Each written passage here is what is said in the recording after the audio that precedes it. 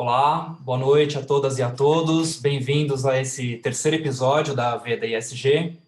Meu nome é Luiz Fernando Coalho, sou assessor de investimentos sustentáveis da Veda, é a primeira assessoria de investimentos ESG do Brasil. E hoje com uma participação super especial, né? Elas sempre são especiais, mas hoje eu digo que é aquela pessoa que, aquele jogador em campo, quando a gente está com a bola todo apertado aqui, a gente procura o craque, procura o meio-campo para soltar a bola a respeito do tema, a respeito do ESG, é o nosso convidado de hoje. Antes de apresentá-lo, eu quero deixar aqui registrado, lembrando que essa live vai ser gravada e vai ser compartilhada depois em todos os canais da Veda, né? Lembrando que você pode compartilhar YouTube, Instagram, podcast, sempre no intuito de gerar conteúdo de qualidade e com o objetivo da educação financeira, que é o DNA e o cerne da Veda. Vou começar a apresentar o nosso convidado, sem mais delongas. Fábio Aperovitch, fundador, gestor da Fama Investimentos, atua no conselho de 7 ONGs, pioneiro do tema de sustentabilidade e investimentos sustentáveis no Brasil. Fábio, uma honra imensa tê-lo aqui em casa e já disse para você, né? Você indiretamente, através do seu conteúdo, através do seu conhecimento, também é corresponsável por esse projeto. Bem-vindo, boa noite. Pô, Luiz, me deixa constrangido antes de começar, né? Acho que você exagera nos adjetivos e, assim, agora falando sério, assim, super bacana o projeto de vocês, de ter uma assessoria ESG de fato. Tenho falado com o Luiz já há alguns meses sobre essa ideia, achei incrível, e tem muitos que nem ideia têm, tem alguns que têm ideia e não realizam, e tem os poucos que, né, vão atrás dos ideais e realizam. Então, parabéns pela execução, pela ideia e pelo colocar tudo isso de pé. A gente tem falado há bastante tempo e, poxa, agradeço demais a aceito do convite. Isso aqui é uma idealização de um projeto mesmo e, além de tudo, gerar conteúdo e falar de ESG é o cerne, né? É o cerne do nosso negócio e trazer o que é o investimento sustentável na ponta e trazer isso de conteúdo de qualidade para os investidores. Bom, Fábio, vamos começar que a gente vai falando de muita coisa. Hoje o tema é o que não é ESG, né?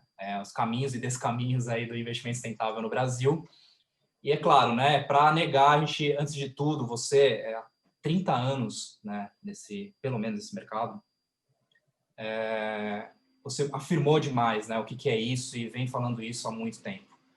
Antes de entrar a gente no tema exatamente do que não é, eu queria que você falasse um pouco do histórico, né, da Fama, para contextualizar a sua... Eu estou falando que você é o pioneiro do ESG no Brasil, um dos pioneiros, e o que é mais importante que eu vejo na sua trajetória, né, é a sua conexão entre esse mandato da Fama, a vida pública, vamos dizer assim, da sua vida profissional, e essa conexão privada, essa para além da semântica, né? Na tua vida privada. Eu falei que você faz parte também, inclusive, de 7 ONGs, etc. Fala um pouquinho para a gente como começou a Veda, como é que começou a sua trajetória na Fama e a sua trajetória também privada.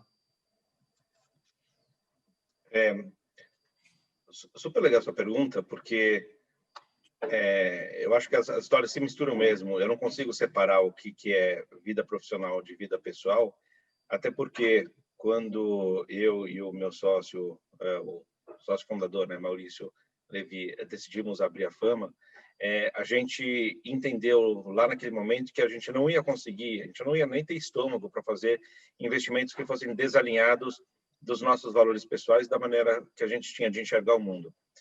Pode parecer um pouco arrogante essa frase, fazendo, poxa, se eu não vou fazer investimento desalinhado da minha maneira de enxergar o mundo, significa que a minha maneira de enxergar o mundo está certa? É claro que a gente já se fez essa reflexão algumas vezes. E não é esse o ponto, não é a gente achar que a nossa maneira de ver o mundo está certa. É só que a gente dá muito valor para determinadas questões, principalmente a questão ética, e quando a gente pensa em ética, ao contrário da interpretação comum do brasileiro, que geralmente se pergunta para a pessoa o que é ética, as pessoas falam, bom, ética é uma maneira de você, enfim, quando você tem falta de ética, você cria algum desvio para ter alguma tipo de vantagem financeira. A gente entende ética como algo muito mais amplo do que financeiro. Então, quando você distrata uma pessoa, você está faltando com ética. Quando você distrata o meio ambiente, também. Então, a nossa visão de ética é ampliada. Então, tanto eu quanto o Maurício, a gente sempre foi muito, entre aspas, xiita em relação à ética. E para a gente não seria possível e tolerável fazer um investimento que estivesse em desacordo com aquilo que a gente acredita. Então, poxa, como que eu posso, quando eu invisto numa empresa, automaticamente estou virando sócio dela, como eu posso virar sócio de alguém que sonega imposto, ou que distrata funcionário, ou que produz um determinado produto que faz mal para o meio ambiente ou para as pessoas, ou que não trata bem minoritário? Eu não consigo, né? Então, vai contra a nossa própria natureza. Então, a concepção da Fama lá atrás, em 1993, já foi... não posso nem falar de ESG, porque o acrônimo ESG surgiu em 2004, 2005, mas ela foi fundada com os pilares do ESG, e eu acho que de 93 para cá, muita coisa aconteceu. Obviamente, a gente foi ganhando robustez no processo, foi entendendo melhor, enfim, a nossa visão de mundo foi ficando cada vez mais clara, foi ampliando o processo de pesquisa e etc. Então, acho que hoje é mais sólido do que era naquela época, mas os pilares são exatamente iguais, os fundamentos são exatamente iguais. Ah, perfeito. E falando agora de conjuntura, né? Eu acho que esse tema ele é bem propício para o momento no mundo, mas especialmente o momento brasileiro, né Fábio?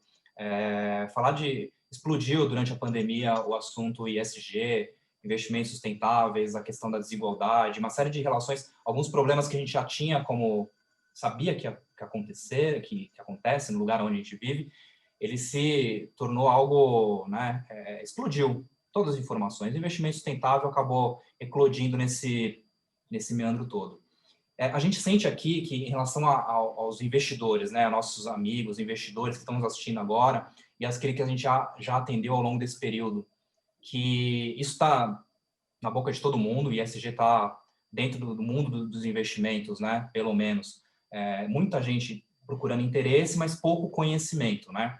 Eu acredito que isso é conjuntural, num primeiro momento, e que no segundo momento, na virada da curva ali, a gente vai começar a receber algumas perguntas mais sofisticadas, algumas questões de mais detalhamento. Eu acho que é só um momento propício. Entender essa conjuntura é importante até para responder a pergunta, e a gente já entra no tema da live, né? E aí são duas questões simples, Fábio, para você responder para a gente. O que é o ISG? E, afirmando o que é, a gente começar a responder o que não é o ISG. Traz para a gente o conceito, deixando tudo claro esse emaranhado todo. Bom, a pergunta é tão simples que eu vou ter que te pedir um tempo um pouquinho maior para contextualizar e a gente definir isso de uma vez por todas, que eu acho super importante. Quando a Fama foi fundada, nos anos 90, a gente vivia a fase mais aguda de um capitalismo selvagem. O que eu chamo de capitalismo selvagem? E é nada contra o capitalismo, né? Acho que não é nem essa questão. Mas quando eu chamo de capitalismo selvagem, é aquele capitalismo em que as empresas faziam qualquer coisa para aumentar seus resultados, inclusive passar por cima de princípios. E isso era uma prática normal. Talvez na sua idade você não tenha tido essa experiência, mas essa era a prática normal nos anos 90. Inclusive, se a gente for observar a literatura ou filmes que eram feitos naquela época, era muito sobre isso. Então, a ganância, o poder, as pessoas queriam ir atrás daquele resultado e passavam por cima de qualquer coisa. Então, vou dar um exemplo hipotético aqui, só para a gente tentar fazer uma viagem no tempo e entender o que era nos anos 90. Então, vamos imaginar aqui que, em vez de Veda Investimentos, fosse Veda Fábrica de Chocolate. E essa fábrica de chocolate, obviamente, usa como uma matéria-prima importante o leite, né, para misturar com o cacau e formular o chocolate. E aí está lá o Luiz Fernando andando ali no estoque e, de repente, se depara com milhares de litros de leite que vão vencer na semana que vem. E ele tem que tomar uma decisão. Nos anos 90, a decisão era muito fácil, entre aspas, de ser tomada, muito natural. Vamos produzir chocolate. Se o leite vai vencer, se não vai vencer, é problema de quem comprar. Então, inclusive, olha, a gente produz chocolate, manda parte para varejo, parte para atacado, parte para regiões diferentes no Brasil, nunca ninguém vai perceber. Se alguém um dia passar mal, não sei se vai estabelecer relação de causa e efeito, que foi por causa do chocolate, até chegar na gente. Bom, não existe alternativa de você jogar aquele leite fora porque ia estragar. A alternativa era produzir ou produzir. Era super normal você ouvir frases como, vamos amassar o fornecedor. O que significa amassar o fornecedor? Amassar o fornecedor é assim, vamos pedir desconto até ele não ter mais margem. E se ele quebrar, problema dele, a gente procura outro fornecedor. E assim sucessivamente. Com a força de trabalho, era a mesma coisa. Olha, eu tenho aqui 500 pessoas na minha fábrica de chocolate, no final do ano, eu vou demitir as piores 25. O que as outras vão fazer? Elas que trabalham um pouco mais. Aí sabe o que eu vou fazer no ano seguinte? Demito outras 25. E assim sucessivamente. Não estou me preocupando com os colaboradores, não estou me preocupando com o fornecedor. E o meu cliente, cada dia mais eu vou achar uma matéria-prima mais barata, seja uma embalagem um pouco pior. Se o chocolate ficar, enfim, mofado, paciência. Aliás, talvez seja melhor, porque ele vai comprar outro. Essa era a lógica predominante nos anos 90. E aí muitas empresas adotavam essa lógica para poderem ganhar mais dinheiro. E outras começaram a olhar que aquilo não era sustentável. Porque se eu estou amassando o meu fornecedor, daqui a pouco eu não tenho mais fornecedor. Eu vou quebrar todos. Se eu estou pressionando demais o meu colaborador, daqui a pouco ele também não aguenta, ele espana, ele tem um burnout, ele vai trabalhar em outro lugar, ele se aposenta, fala que por esse dinheiro não vale a pena. Para o meu cliente também, de tanto vender produto ruim que não dura, etc., ele vai parar de comprar, vai mudar de marca. Então, muitas empresas começaram a entender que a lógica deveria ser outra e deveria contemplar, então, todos os stakeholders. Então, a lógica de gestão das companhias, ou de muitas delas que se atentaram para isso, começaram a olhar, poxa, eu preciso ter uma relação saudável com o meu fornecedor, com o meu colaborador, com o meu cliente, com o meio ambiente, com as comunidades no entorno, com a mídia, com o meu concorrente, enfim, todo o conjunto de stakeholders, eu preciso ter uma relação saudável. E, naquele momento, era curioso, porque as pessoas falavam, bom, se eu vou deixar, usando o jargão de mercado, um pouquinho de dinheiro em cada uma dessas mesas, vai sobrar menos dinheiro para mim. Se eu estou pagando mais para o fornecedor, mais para o meu colaborador, estou entregando produto melhor e assim sucessivamente, na minha mesa sobra menos. E, curiosamente, sobrava mais, né? Porque a hora que você engaja toda essa cadeia de valor das companhias, a hora que você compromete, né, com a qualidade do seu produto e o seu cliente vira fiel à sua marca, você, inclusive, consegue aumentar preço num caso desse. O seu funcionário começa a ter orgulho de trabalhar para você, aumenta a produtividade, diminui a rotatividade e assim sucessivamente, você vai ter uma empresa melhor. Tá? Então, o que é ESG?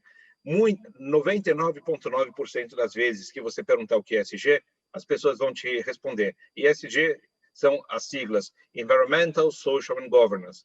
É verdade, não deixa de ser verdade. Mas ESG, na minha perspectiva, não é isso. ESG, ela pode ser até olhar essas perspectivas socioambientais na gestão, mas, no final das contas, é cultura, é jeito de administrar. E as empresas que estão conectadas nessa cultura holística, que contempla todos os stakeholders, elas acabam tendo indicadores ESG, Environmental, Social and Governance, positivos. Tá? Então, o que não é ESG? O que não é ESG é muito fácil responder agora. O que não é ESG são as empresas que ainda têm a cabeça dos anos 90. Perfeito, perfeito. E aí, diante dessas abordagens, né, fica bem claro qual que é a tua tese e o mandato da Fama, né? Aqui a gente já tem bastante assessores aqui, e é exatamente representando o cliente, o investidor, que eu te faço essa pergunta, né? Qual que é, de fato, no teu dia a dia, na tua rotina, né? Porque se você for pensar, é lógico, né? Você tem várias disciplinas de investimento que se convergem para você tornar, do ponto de vista ambiental, social e de governança, dependendo do setor, e abordagem de gestão, né? Cultura, perenidade, etc. No entanto, eu acho que, olhando as assets, olhando os fundos, há um desafio de você parametrizar e principalmente mensurar essa relação dessas companhias. Tem umas que são óbvias, né? Até pela natureza do negócio. Outras, nem tanto. Então, como é que vocês fazem na Fama? Como é que vocês mensuram isso? Como é que vocês correlacionam, né, para entregar a rentabilidade para o cliente no final, segurar a volatilidade ou alavancar isso? Aliás, entender, né, alguma das suas posições que exemplificam isso, se vocês utilizam de alavancagem na Fama, me fala como é que é o seu dia a dia da gestão. Primeiro, começando pelo final, alavancagem para a gente é um palavrão daqueles bem feios, né? Então, a gente não utiliza, não usa derivativos, a gente compra ações de boas empresas, e a estratégia é muito simples. A gente encontra empresas de alta qualidade, com visão de longuíssimo prazo, empresas que sejam sustentáveis. E ponto. E monitora essas companhias para ver se estão indo na direção que a gente julga correta. Tem um ponto ali na sua questão que eu não quero te corrigir, mas eu quero dar uma outra perspectiva que acho que é super importante. Porque você falou assim, é muito fácil identificar as empresas mais óbvias, até muitas vezes pelos seus setores. E acho muito importante fazer essa ressalva, porque a compreensão normal do ESG é a partir da perspectiva dos setores e do produto. E essa não é a minha ótica de ESG. Então, vou dar um exemplo bastante caricato enfim, todo mundo aqui conhece. A Tesla, por exemplo, que é uma empresa que, do ponto de vista de produto, certamente uma empresa que contribui para um planeta mais limpo, por fazer carros movidos à bateria, eu não considero uma empresa ESG. A parte de a governança dela, enfim, quebra todas as regras de governança, e o lado social dela, enfim, super controverso em várias questões. Então, a gente precisa entender o ESG muito mais a partir de processo do que a partir de produto. Isso, para a gente, é super importante. Então, o nosso dia a dia é muito ligado a isso. O que a gente precisa fazer é entender quanto que as empresas estão conectadas nessa realidade que a gente imagina, né? E a gente tem assim muito claro, inclusive tem bastante pesquisa científica e pesquisa acadêmica que corrobora a nossa visão, que empresas que têm os fundamentos de ESG bem aplicados, as empresas que têm esse capitalismo de stakeholder levado a sério, os processos muito bem estruturados na companhia, são empresas que entregam resultados operacionais melhores, mais perenes, são mais atentas às grandes mudanças, porque não estão preocupadas com o trimestre seguinte ou o ano seguinte, elas são mais atentas a mudanças, inclusive tecnológicas de longo prazo. Então, a gente gosta muito desse tipo de companhia. Então, eu vou de novo dar um exemplo caricato para você, e hipotético, né? Esse exemplo não aconteceu, e vou até falar de uma empresa que nem está no meu portfólio, mas também que vai gerar um entendimento de todos. Então, vamos imaginar que a gente estivesse hoje numa reunião na Natura, e fosse uma reunião de lançamento de produto. E aí eu chego lá na reunião, na Natura, na sala de reunião, e tem ali 10 homens brancos héteros para discutir o lançamento de produto. A reunião acaba antes de começar. Um vai olhar para a cara do outro e falar assim, o que a gente está fazendo aqui? Como que a gente pode decidir o lançamento de um produto se nós todos aqui somos semelhantes e pensamos igual? Então, algo aconteceu deu tilt ali no agendamento dessa reunião, a gente precisa agendar uma outra reunião e corrigir alguma coisa. Então, o que significa isso? Que está tão impregnado na cultura da Natura a questão da diversidade, que naturalmente, ali em qualquer departamento, rejeitariam qualquer fórum que não fosse diverso. E isso faz com que os indicadores da Natura, no final, sejam positivos. Por quê? Porque a cultura está lá. Assim como nessa mesma reunião, que supostamente iam apresentar um novo shampoo, se alguém ali fala assim, olha, tem aqui um shampoo maravilhoso, tem várias propriedades e tal, e esse shampoo aqui eu fiz teste durante 6 meses em coelhos e ratos. Acabou a reunião, Não existe levar em consideração, ou deixar de levar em consideração o sofrimento animal, por exemplo, ou emissão de CO2. Então, tudo faz parte da cultura da Natura. Então, o que desafia o ESG, ele é automaticamente rejeitado. Então, por consequência, os indicadores são positivos. A ótica de olhar ESG a partir dos indicadores, a gente acha um grande erro. Não é a partir dos indicadores que eu vou entender se a empresa tem cultura ESG. É a partir da cultura que eu vou ter certeza que os indicadores são assim. Então, nosso dia a dia é tentar entender cultura. Isso dá muito trabalho. Sim, sem dúvida. Quando eu coloco a relação de obviedade, né, em relação justamente a esse olhar sobre o processo, né? Tem aspectos que você olha e fala, não, peraí, aqui a gente já termina a análise, mas no entendimento de que aquilo é sempre um movimento, né, Fábio? É um processo permanente, né? E trazendo isso em relação à consideração ESG, custo de capital, preço das ações, essa correlação. Inclusive, hoje eu vi uma análise, inclusive saiu no Valor, falando do risco, do fator de risco do ISG, porque ele tem pouco histórico, colocando o ISG numa caixa como se fosse uma análise de fatores, né? Como se fosse uma análise isolada em relação a outros aspectos. Você consegue falar para mim, o ISG ele não está isolado nesse aspecto. Outros fatores de valuation, outros fatores da própria empresa que já são tradicionais também são incorporados na sua análise, ou não?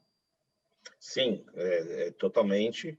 E existe uma dificuldade acadêmica, vamos dizer assim, de fazer esses estudos em relação ao ESG. Pelo fato que você colocou, é impossível isolar fatores. Acho que a gente conseguiria isolar fatores claramente se a gente tivesse um universo muito grande de companhias em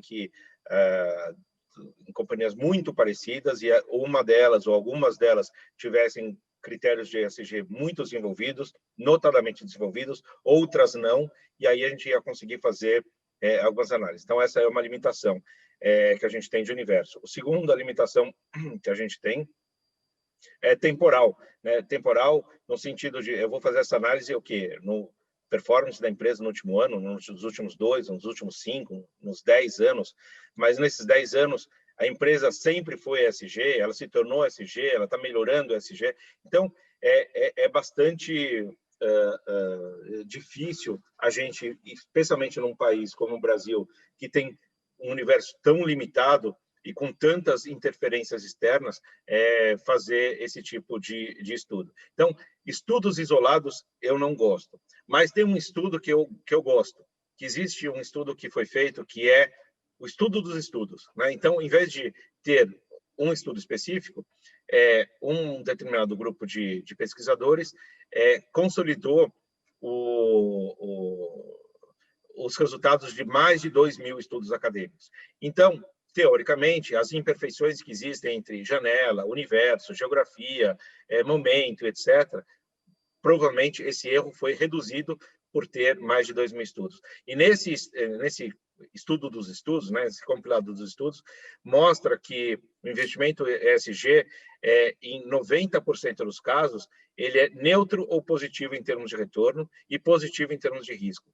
Então, para mim fica muito evidente que existe uma tendência positiva, né, do ponto de vista quantitativo, esquecendo a parte moral e ética, mas do ponto de vista puramente quantitativo de investir ESG. O risco também ele é diminuído. Tem um segundo ponto também, que é também um estudo acadêmico depois, se vocês quiserem, eu compartilho com vocês, do professor Eccles de Harvard, que é muito bacana, que ele não olha para o preço das ações, ele olha para o resultado operacional das companhias. E ele estuda durante 10 anos, 10 ou 18 anos, eu não lembro, mas enfim, é um período longo, quase 200 companhias e que tinham abordagens distintas em relação ao ESG, algumas mais avançadas, outras menos avançadas. E ele conclui que as empresas que têm o ESG bem desenvolvido, elas performam melhor operacionalmente também. Então, a gente tem evidências, tanto do lado operacional quanto do lado financeiro, ou seja, da bolsa, de que o investimento ESG ele traz melhores resultados. Infelizmente, o nosso modelo mental basicamente funciona mais ou menos assim. ESG é fazer o bem está ligado à filantropia, filantropia eu não quero nada de retorno em troca, quer dizer, eu não estou fazendo uma doação para a escola porque eu quero algo em troca, portanto, o ESG não dá retorno ou dá retorno menor. Não é assim que, de fato, funciona. Não, perfeito. E esse desafio ele é permanente no ISG, ainda mais nesse momento, né, Fábio? Nessa avalanche, em especial no mercado brasileiro. E aí eu trato de outras questões que também é uma questão que os clientes trazem para a gente. Por exemplo, em relação aos ratings e índices, há um aspecto positivo e não tão positivo em relação a isso, né? De captura, eu queria que você falasse sobre isso, sobre os ETFs, o que você acha, e falando das companhias, qual que é, dentro da sua experiência mesmo, né? Qual foi a melhor forma assim, de reportar? Eu acho que isso é uma grande dificuldade. Eu estava olhando, né, algumas empresas e alguns relatórios de sustentabilidade eu acho que são os relatórios mais bonitos, né, da companhia, mas ele ali, é nas entrelinhas ali que ele diz alguma coisa, né? Eu queria que você colocasse os rates e índices que estão surgindo, né, para tentar parametrizar, para tentar mensurar e captar esse processo, os ETFs e, na sua experiência, qual a melhor forma de reportar esses relatórios e as companhias reportarem o aspecto ESG. Tá bom. Como somos aqui todos diretamente ligados no mercado financeiro, a gente está muito acostumado com números e com o reporting de números. Por que eu estou falando isso? Porque não importa se você está analisando uma empresa no Brasil, no Canadá, na Índia ou no Líbano, todos os relatórios financeiros terão basicamente as mesmas contas.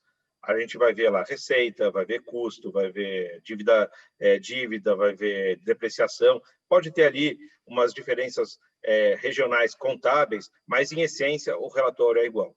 Então, estamos todos acostumados com essas contas. Quando a gente pula para o mundo da sustentabilidade, muda completamente, por diversas razões. Então, primeiro, o relatório de sustentabilidade é voluntário. Você apresenta o relatório se você quiser, se você não quiser, você não tem. Então, já começa o problema de comparar empresas, porque o balanço obrigatório, balanço financeiro obrigatório, índice de relatório de sustentabilidade não é.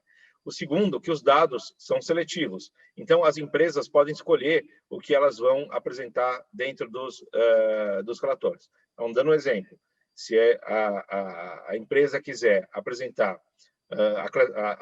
o breakdown dos funcionários por gênero, e não apresentar por raça, ela pode. Outra empresa apresenta por raça. Algumas apresentam o inventário de emissões de CO2, outras não. Aquelas que apresentam podem apresentar dividido por escopo, outras não. E, enfim, os dados são seletivos, você mostra aquilo que você quiser. Como eles são seletivos, a tendência do ser humano é mostrar o que é bom, esconder o que é ruim. Então, hipoteticamente, ali na nossa empresa de chocolate, se eu tenho aqui 50% de homens e 50% de mulheres, beleza, eu vou lá e vou apresentar, colocar no relatório. Mas se minha empresa é toda branca, eu vou esconder isso no relatório. Eu não quero que meus investidores saibam que eu não tenho negros nos meus cargos de liderança. Então, a tendência das empresas é esconder. Então, ele já tem um problema ali. O terceiro problema dos relatórios de sustentabilidade é a ausência de auditoria. Então, os relatórios financeiros, tudo bem, pode existir uma fraude ali, mas, em geral, os números são os números. Faturou 5 bilhões, faturou 5 bilhões. Já o consumo de água, quando você fala de resíduo, emissão de CO2, não existe quer dizer, existe, mas nem todas as empresas auditam esses números. Então, eles acabam sendo frágeis. E, além disso, eles não são parametrizados. Então, a minha empresa pode coletar dados de um jeito e a sua empresa o mesmo dado de outro jeito completamente diferente. No final das contas, enfim, se eu apresento os dados que eu quero, se eles não são auditados, se eles não são parametrizados, a tendência é que os relatórios de sustentabilidade, e aí eu estou forçando um pouco o argumento, sejam peças de ficção, porque eu estou falando sobre mim mesmo e eu quero falar bem de mim mesmo e não preciso falar sobre tudo. Eu não vou falar sobre os meus defeitos. Aí, aonde entram as agências de rating nisso? Imagina que você é uma agência de rating e você tem que fazer rating de 10 mil empresas do mundo. Provavelmente, você não vai ter um analista que vai, ou 10 mil analistas que vão, in loco nas companhias, verificar o quanto que elas estão aderentes às questões ESG. Provavelmente, o que você vai fazer é coletar esses dados e, a partir desses dados, você vai comparar, né? Você vai fazer clusters e vai falar, poxa, essa empresa aqui, comparada com o seu setor, vai bem, vai mal, etc. Bom, se eu escondi os meus dados negativos, já significa que as agências de rating têm um problema, porque elas não vão ter acesso justamente aos dados que importam. Então, eu acho já bastante frágil. E, além disso, você ainda tem uma questão regional, que é muito complicada, porque a sustentabilidade é regional. As leis, costumes, cultura do Brasil são totalmente diferentes dos Estados Unidos ou da Itália. Então, como eu posso comparar uma varejista no Brasil com uma varejista na Itália? Então, vou dar um exemplo bobo e conhecido de todo mundo. Estatais no Brasil têm um índice de turnover de funcionários baixo, porque você não pode mandar ninguém embora. Todo brasileiro sabe que estatal tem essa lei. Um italiano que está olhando para uma empresa brasileira não faz a menor ideia que isso acontece. Então, ele vai ver as estatais brasileiras com um turnover de funcionários baixo, vai falar, nossa, que legal, as empresas estatais brasileiras devem pagar bem e devem ser um ambiente super bacana de trabalhar. Então, do mesmo jeito que eles não enxergam as nossas questões aqui, nós não enxergamos as questões dele lá. Quando a gente está colocando tudo isso, as agências de rating, fazendo uma clusterização de setores e comparando regiões diferentes, não tem como dar certo. Não, perfeito, perfeito. Em relação aos ETFs, é claro, né, que os índices, ao menos, ele aloca empresas que não teriam nenhuma possibilidade de estar em outros critérios, né? E aquelas empresas que tomam por conta serem autônomas em relação à sustentabilidade, tem uma possibilidade de estar alocada em determinado índice, falando isso do mercado brasileiro. Isso você vê como algo positivo ou não? Ou é um aspecto que dá para fazer um parêntese? Na minha resposta anterior, ficou parecendo que eu acho os ratings horrorosos. Na verdade, só corrigindo um pouco, porque eu vou chegar na questão do ETF, que é importante, eu acho que eles são horrorosos para mim, né? Que eu tenho, como gestor de recursos de terceiros, eu tenho a obrigação de entender profundamente o que acontece nas empresas. Agora, para uma pessoa física que não está no dia a dia, pelo menos ali dá um cheiro. É importante você ter isso. O investidor, eventualmente, se amanhã, hipoteticamente, eu quiser comprar ações de uma empresa sei lá, na Holanda, e eu não conheço nada da Holanda, pelo menos eu tenho ali alguém falando alguma coisa. Pode ser que esteja errado, mas pelo menos é algum cheiro. Então, eles têm alguma serventia, não servem para mim. Agora, o ETF, ele tem a mesma limitação, porque as agências as empresas que estão ali fazendo os ETFs, como que eles vão determinar a composição dos ETFs e falar quem entra, quem não entra, o processo é muito semelhante. Então, ele também tem suas limitações. Agora, de novo, tem um benefício, né? Se amanhã eu quiser investir em empresas sustentáveis no Japão e eu não entendo absolutamente nada no mercado japonês, é melhor eu comprar um ETF do que comprar um fundo que eu nem sei o que vai ter se eu estou ligado em sustentabilidade. Então, é um instrumento que tem muitas limitações, que não serve para um investidor profissional, mas eventualmente pode servir para um investidor que esteja mais longe do dia a dia.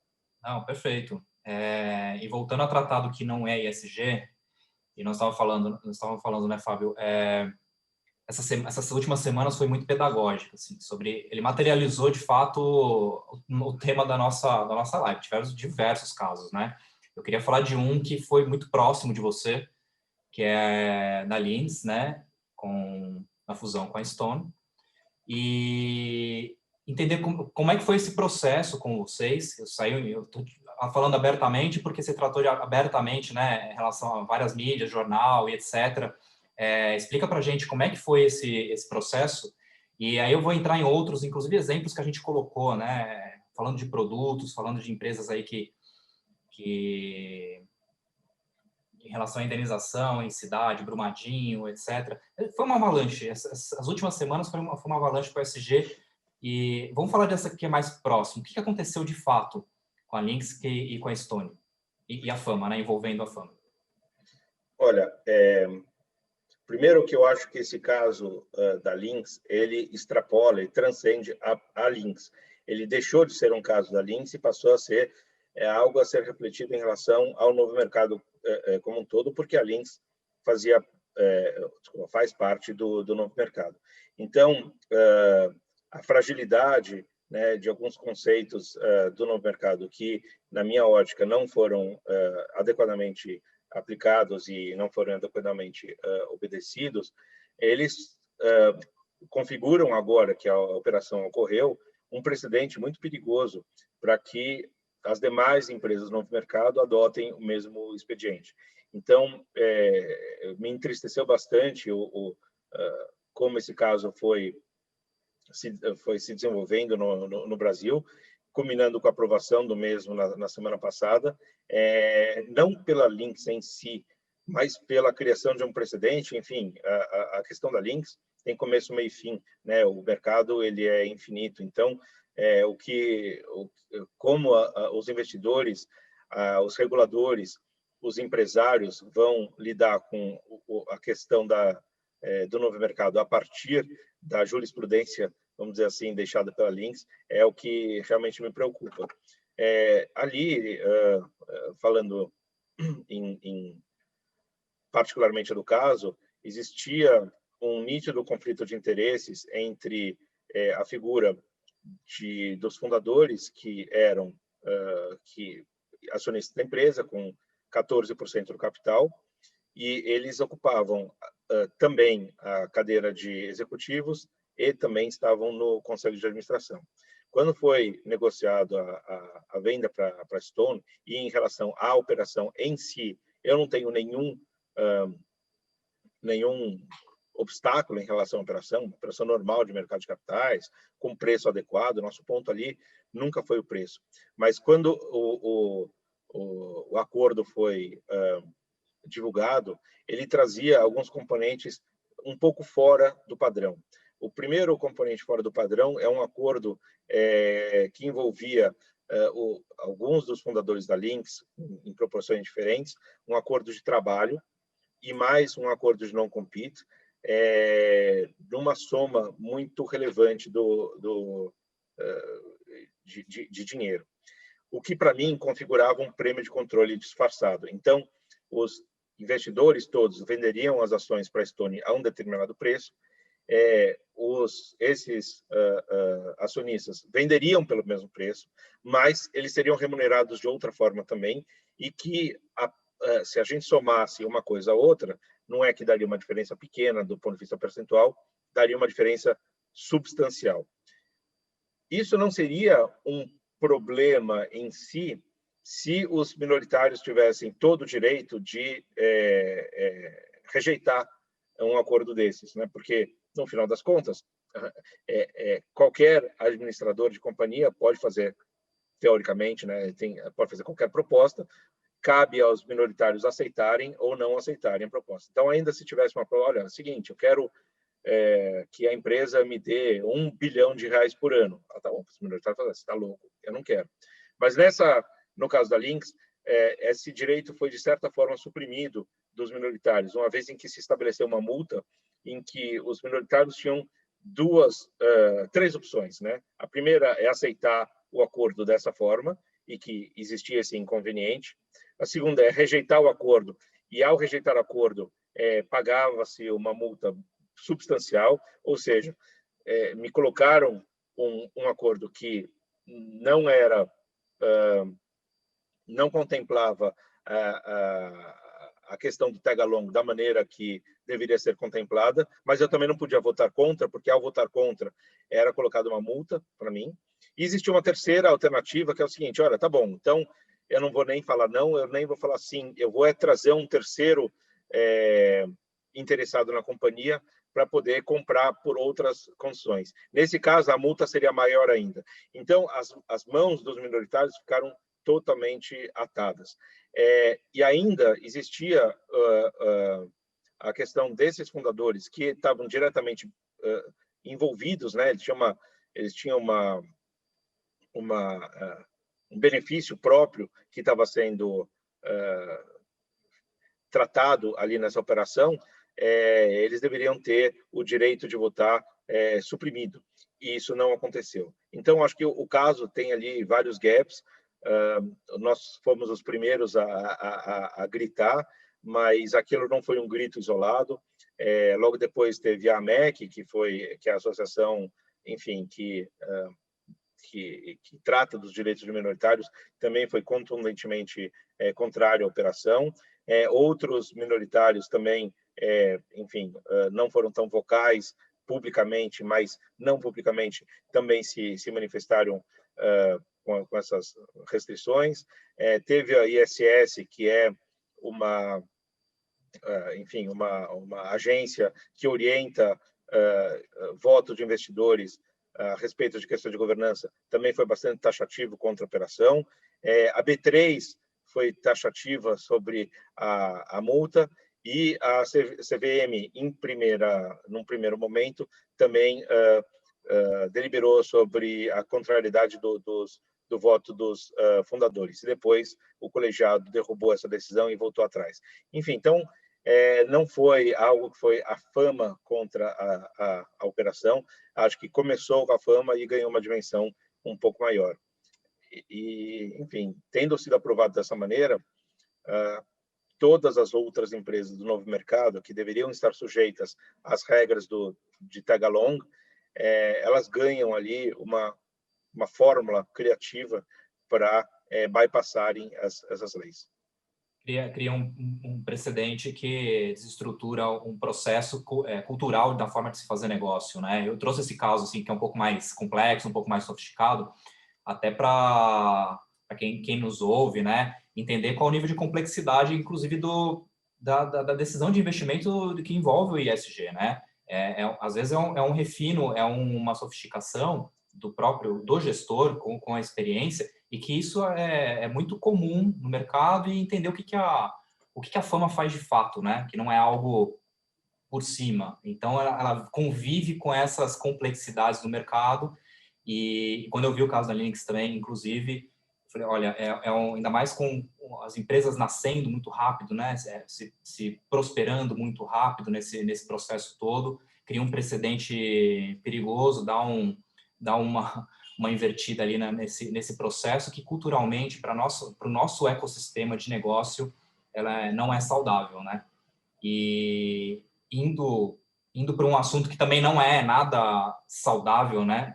Primeiro, mais uma vez, falando do artigo excelente, o artigo que você escreveu sobre diversidade no Brasil Journal, inclusive eu mandei para todo mundo aqui da Veda, foi excelente. Eu li muita coisa, né, na semana passada, foi incrível mesmo, porque eu achei diferente, porque ele é direcionado para Faria Lima, né? Ele é direcionado para um público que não está acostumado com esse tema.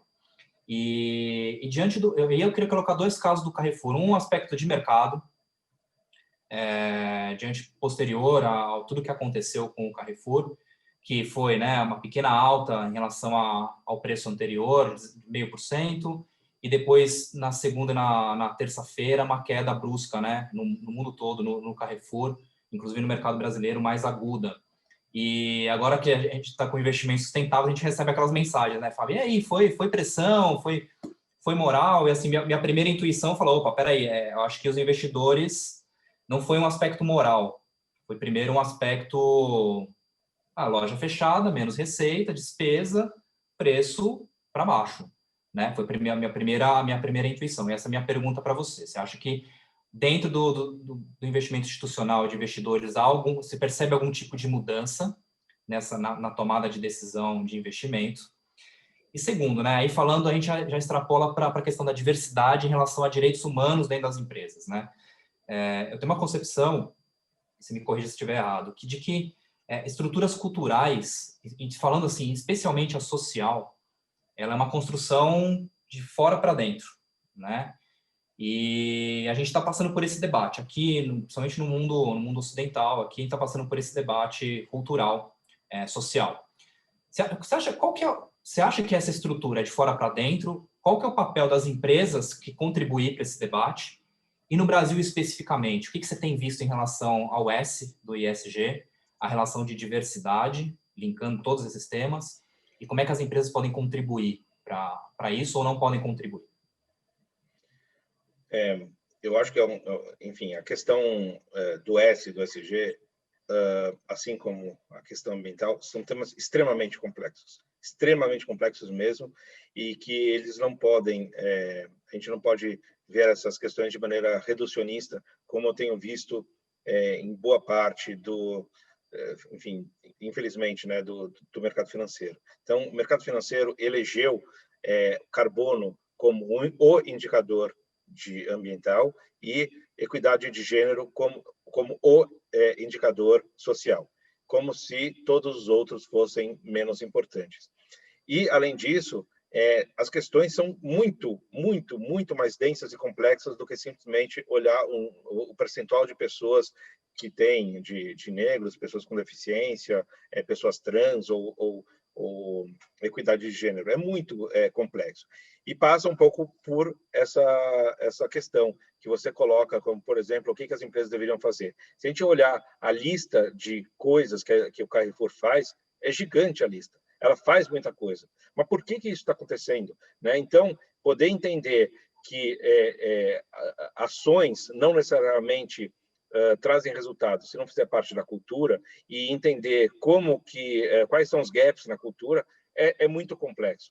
Então, a gente precisa, primeiro, ter a partir daqui, ter um choque de realidade do tamanho do problema que a gente tem. Se a gente quiser levar o ESG a sério e não só estar no material de venda, a gente precisa assumir um compromisso de debater esses temas com profundidade. Infelizmente, o mercado financeiro, nos últimos 30 anos, rejeitou o debate sobre direitos humanos e meio ambiente, entendendo que eles eram ideológicos e não eram enfim, eram de esquerda, o mercado financeiro não é de esquerda, então não vamos debater isso. Isso é uma doideira, né? Porque direitos humanos e meio ambiente não deveriam ser ideológicos.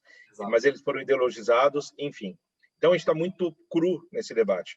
E eles são muito complexos, sensíveis enfim. Acho que o primeiro ponto é reconhecer que existe um problema, porque enquanto a gente negar que existe um problema, esse problema não vai ser consertado. E esse reconhecimento é duro, né? Você reconhecer que a sua empresa pratica racismo, e quando a gente fala de racismo, isso está um pouco lá no artigo que você comentou, quando a gente fala racismo, as pessoas têm ali no modelo mental, falam, não, racismo é o apartheid, em que eu ia no banco da praça, tem branco de preto, banco de branco, e isso não existe no Brasil, portanto, não existe racismo. Muito diferente disso, né? É complexo, é anterior, né?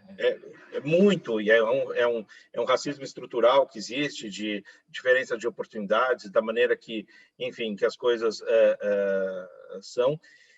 E ao não reconhecer isso, a gente não consegue avançar. Então, acho que essa é a primeira parte da resposta. A segunda parte da resposta, que você fala sobre a reação das ações do Carrefour, para mim, assim, aquele dia foi um soco no estômago e um tapa na cara. O soco no estômago foi a notícia em si, da maneira que foi, da reincidência, disso ter acontecido no dia 20 de novembro, em especial, na noite anterior, mas, enfim, o buzz disso foi no dia 20, então era o pior dia para acontecer tudo aquilo, e isso já foi um soco no estômago. O tapa na cara, né, a paulada na cara, foi as ações subirem.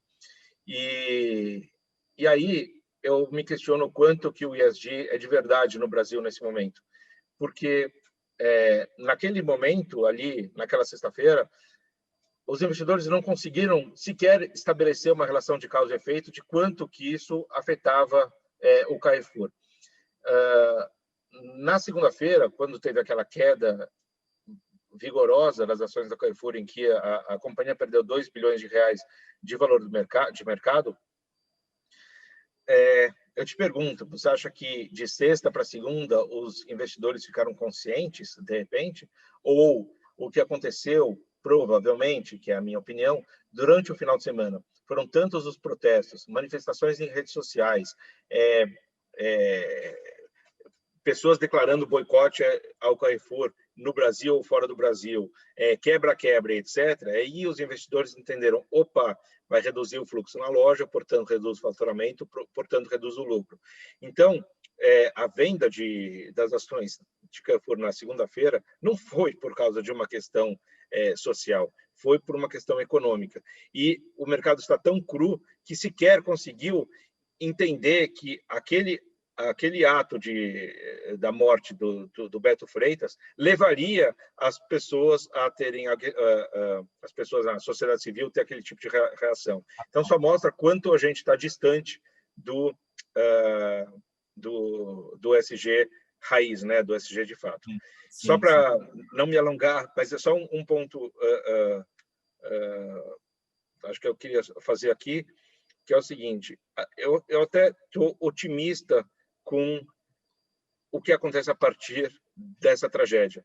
Porque, pegando o exemplo do Nubank, a Cristina Junqueira, quando foi no Roda Viva e deu uma declaração infeliz e o Nubank foi massacrado nas redes sociais, em cerca de 3 semanas o Nubank trouxe uma resposta extremamente robusta e tem hoje um dos programas mais abrangentes para negros, né? E eu tenho a expectativa, né, que algo aconteça nessa linha, não só no Carrefour, mas com várias outras empresas que aprenderão a partir do exemplo do Carrefour. Então, espero muito que esse desastre, que eu não posso chamar de desastre, que parece que não houve culpados, mas que essa tragédia tenha, enfim, um final feliz nessa construção. De certa forma, está sendo pedagógico, porque justamente você tem por trás pessoas que estão atentas e conseguem hoje, através das redes sociais, exercer algum tipo de pressão nas corporações, né?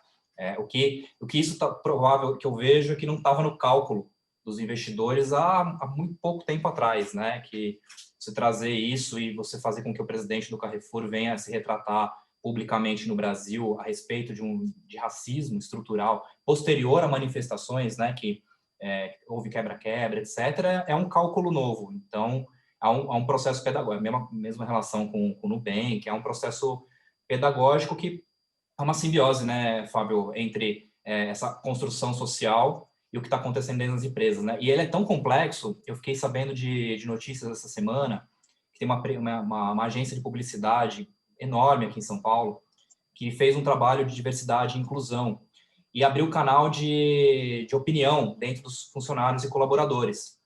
E como esse canal é anônimo, eu estou falando isso para entender como é complexo isso no Brasil. E não é trivial, né? E por isso que o esforço das empresas deve ser recompensado, pelo menos com a visibilidade e um esforço positivo. Eles abriram um canal de opinião e, como ele é anônimo, há pessoas que estão se manifestando com frases racistas dentro das pesquisas de opinião, porque ninguém pode ver, não sabe de onde vem, tem um processo de inclusão de negros e negras dentro da empresa e as pessoas estão se manifestando de forma racista dentro da pesquisa de opinião dentro da empresa. E aí coloca-se mais uma questão, né? Como tratar isso dentro da corporação? Como vai rastrear? Como é essa opinião? Eu acho que é um aspecto cultural que se coloca... E outra, eu vi pesquisas que as pessoas não têm percebido essa relação de diversidade dentro das companhias, né? Me parece que em alguns casos se tenta colocar a goela abaixo, a empresa coloca a goela abaixo, sendo que é algo que é um debate, é algo que a ser construído aqui na base e que a empresa se torna uma ilha, né? Vamos fazer essa diversidade, inclusão de uma forma muito superficial, né? E acaba gerando outras questões. Não que ela não deve fazer, mas eu digo mais pela complexidade desse tema. E falando de mercado financeiro ainda mais, né? Como ele teve sempre essa barreira em relação ao meio ambiente, direitos humanos, o que eu entendo, o que você já disse, que o mercado financeiro ele ainda não está pronto. né? Não está pronto, mas eu tenho visto uma intenção positiva nessa direção. Como você trabalha com isso há muito tempo, tem visto muitos casos, qual que é essa direção, Fábio? Uma direção, por exemplo, uma asset, né? Que sempre fez investimento tradicional, esse olhar, o que você falaria para o gestor de uma asset que nunca tratou de diversidade, de meio ambiente, de direitos humanos, de governança, nunca olhou para esses aspectos e hoje tenta entender, ele sendo bem intencionado, existe um aspecto moral por trás disso, mas qual a direção que você colocaria para o mercado financeiro se propor a isso? Então, se ele realmente, legitimamente, quer tratar esse assunto com a profundidade que merece ser tratado, ele não pode correr, né? Ele não pode achar que isso seja um interruptor de liga e desliga e falar assim, legal, agora eu quero entrar nesse mundo ESG, então eu vou lá me filiar ao PRI, dizer no meu material que eu estou pronto para falar de ESG e lançar produto, ou falar que faço, etc. Então, se ele de fato quer fazer isso, ele precisa, enfim, entender que tratam-se de temas complexos. E como todo tema complexo, demora um tempo para você poder entendê-lo, né, nas suas diferentes... não precisa ser um mega especialista, ninguém está exigindo isso, mas leva um tempo para você entender todas as complexidades, ainda mais porque são assuntos que não foram tratados. É diferente de, sei lá, amanhã você me fala, o setor de biotecnologia está quente, então as pessoas vão começar a analisar. Pode até ser que o setor de biotecnologia em si nunca ninguém tenha analisado, mas todo mundo sabe que os indicadores, no final das contas, vai ter que projetar receita, lucro, EBITDA, CAPEX, etc.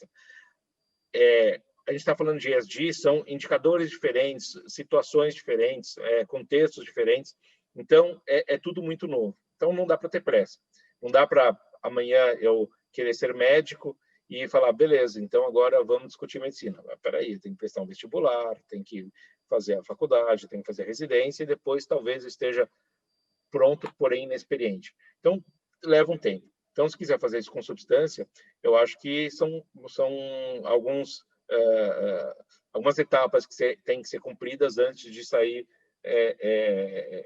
levantando produto ou falando a respeito. Então, a minha certa indignação que eu tenho é que boa parte desse movimento que aconteceu esse ano foram de gestores entendendo que existia uma onda muito grande de uma possível demanda, falou, poxa, não posso perder essa.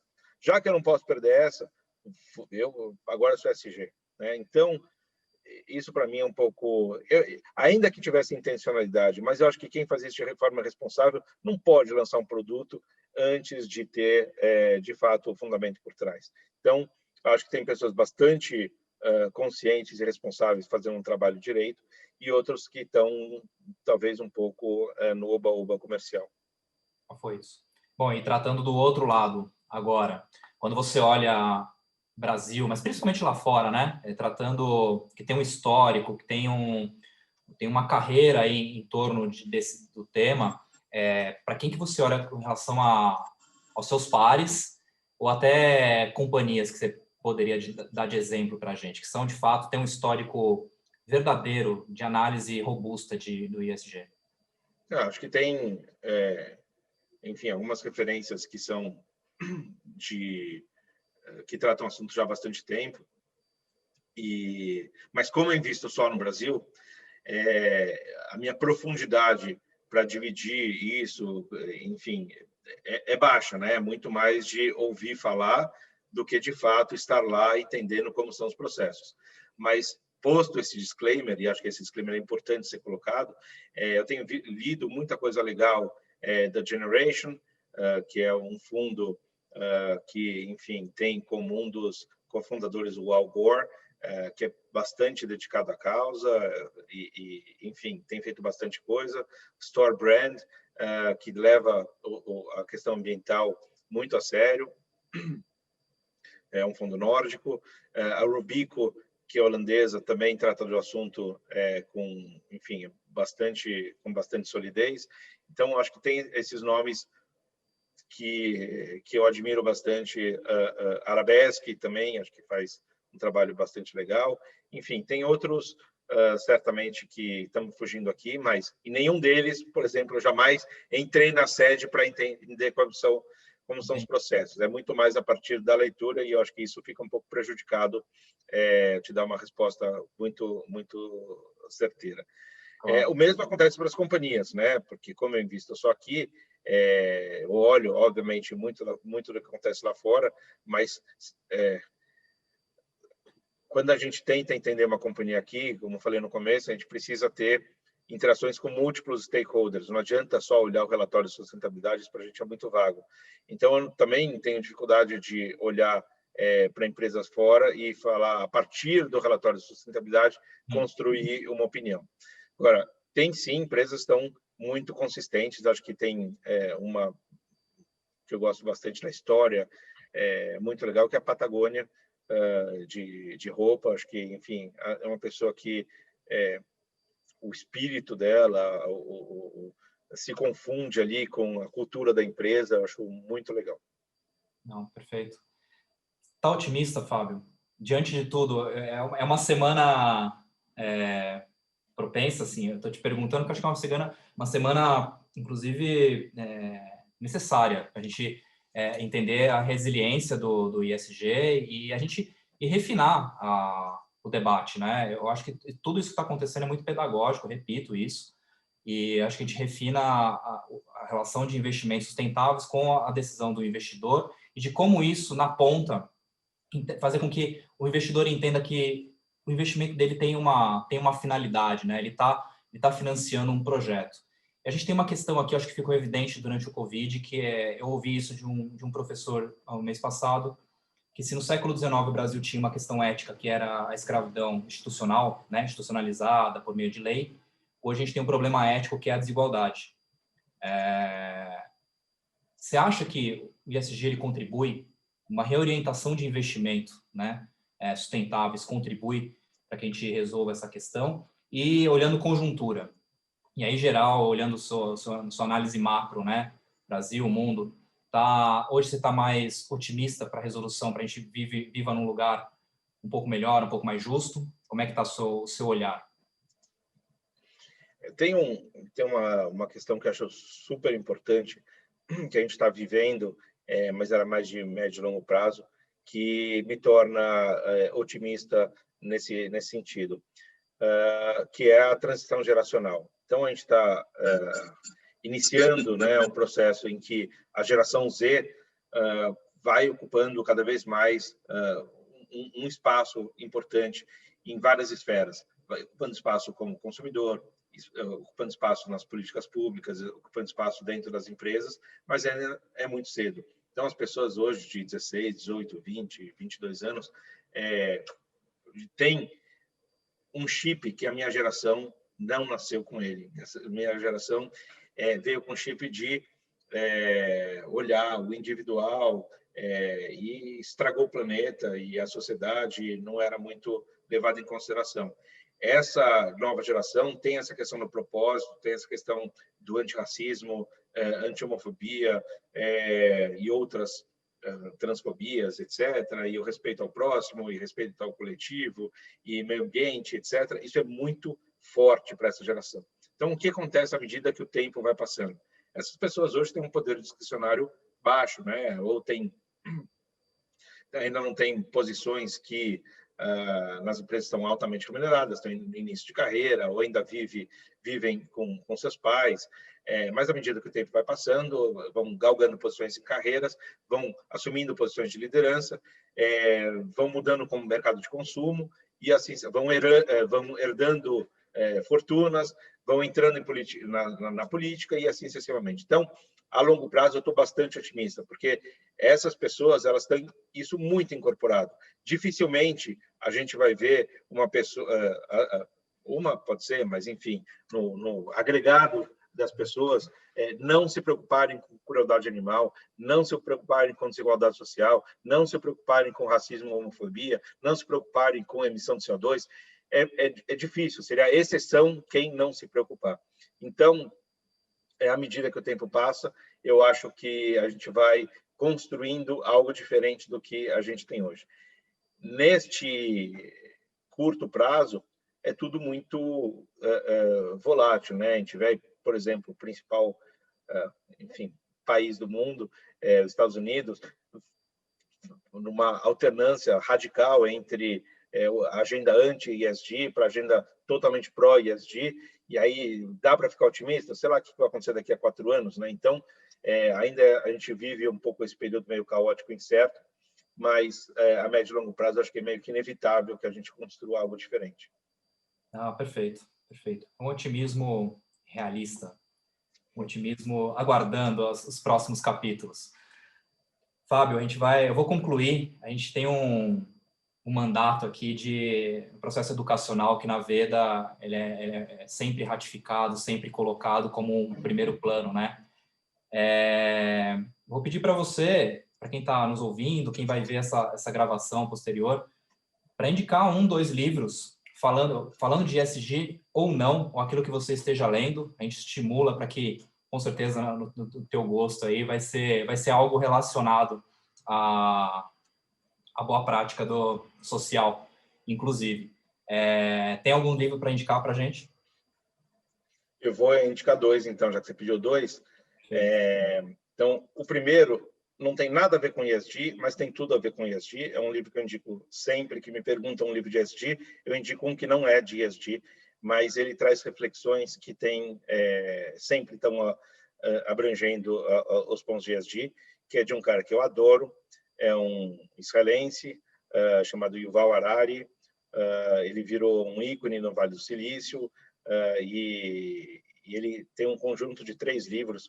Um basicamente fala sobre o passado, outro fala sobre o presente e um terceiro, o último, fala sobre o futuro. Eu indico muito os 3, tá? Mas esse especificamente chama 21 lições para o século XXI, que ele é dividido em 21 capítulos reflexivos e mostra um pouco como será a vida em diferentes perspectivas no século XXI. E ali tem um ângulo de, talvez ele não toque nem na palavra, não lembro, mas ESG no livro inteiro, mas ele é inteiro reflexivo nesse sentido. Acho que vale muito a pena. E então vai como livro número 1. O livro número 2, você estava falando há pouco sobre desigualdade social, e eu estou agora terminando um livro que trata sobre isso, e eu estou achando incrível o livro, e basicamente ele fala que é impossível que exista desenvolvimento, o livro fala que é impossível existir desenvolvimento econômico também com desigualdade. E até aí, tudo bem, já vi vários trabalhos nesse sentido, mas ele apresenta, o livro é todo cheio de tabelas estatísticas, gráficos, etc. É muito bacana, muitas experiências, metodologias e tal, ele é bem legal também. Então, chama O Nível, já que você tinha falado sobre desigualdade social, acho que essa serve como dica também. Não, perfeito. Eu vou me permitir aqui também a eleger 2 livros aqui na Semana de Consciência Negra. Eu, continuando nesse processo, eu elegi aqui 2 mulheres fantásticas, cada uma no seu tempo. Primeiro, eu vou colocar aqui para todo mundo, que é o livro da Luana Genot, Sim, a Igualdade Racial. É um livro incrível, falando de raça e o mercado de trabalho. Ela fala de todos os aspectos da diversidade, da inclusão e de interseccionalidade, né? Que não é um aspecto só de gênero, de raça, de inclusão, de renda, da diversidade e da desigualdade de trabalho. Recomendo esse livro. Inclusive, a Luana está fazendo um trabalho fantástico em relação à inclusão dentro das empresas. E, Fábio, assim, também em sua homenagem, falando de pioneirismo, né? Eu estava pensando, poxa, o Fábio foi talvez o primeiro fundo, vou colocar como sustentável ESG do Brasil, um dos primeiros, e trazer isso para... A gente foi pioneiro e eu vou trazer uma pioneira. Então, são pessoas que me inspiram a trazer algo de novo, né? Esse livro aqui é uma licença poética, que é da Maria Firmina dos Reis, Úrsula. É o primeiro livro falando sobre a cultura afro-brasileira. Ela é maranhense e é um livro do século XIX, o que é incrível. Esse livro é incrível. Eu fiz questão de trazer isso nessa semana da diversidade, inclusão, de todo esse debate racial que está acontecendo. E a gente está, nosso mandato aqui, inclusive, além de educacional, é fazer pontes, né, Fábio? Indo para o final, gostaria demais de agradecer. Se tem alguém que faz ponte, que tem uma linguagem compreensível, que faz essa ponte entre diferentes e que contribui, que acrescenta, é você sabe disso, vou falar mais uma vez. E a gente está indo nessa toada de abrir portas, né? Abrir portas para o investimento sustentável, expandir os investimentos sustentáveis, trazer o capital, reorientá-lo para algo que contribua para um lugar melhor para se viver, com justiça social, com fim de desigualdade. Agradecer demais a sua presença. Para mim foi não só um prazer, um privilégio. Gostei das dicas de livro, adorei, muito boas. E as perguntas foram boas para mim, né? Sempre causam reflexões. Muito obrigado e parabéns pelo projeto. Eu que agradeço. Quero dizer a todos muitíssimo obrigado quem ficou com a gente até aqui. Quem vai ver essa live posteriormente. Fábio, portas escancaradas. Faremos outras vezes a falar da Fama. Inclusive, a Fama está na plataforma de investimentos da Veda. Contate os assessores. Você que está ouvindo, investidor, tem mais dúvidas, tem a respeito do mandato, a respeito da entrada, de como investir na Fama Investimentos. Nos contate, entre em contato com a Veda. E, Fábio, prazer enorme. Boa noite a todos. Boa noite a todos e até a próxima. Valeu. Obrigado. Tchau.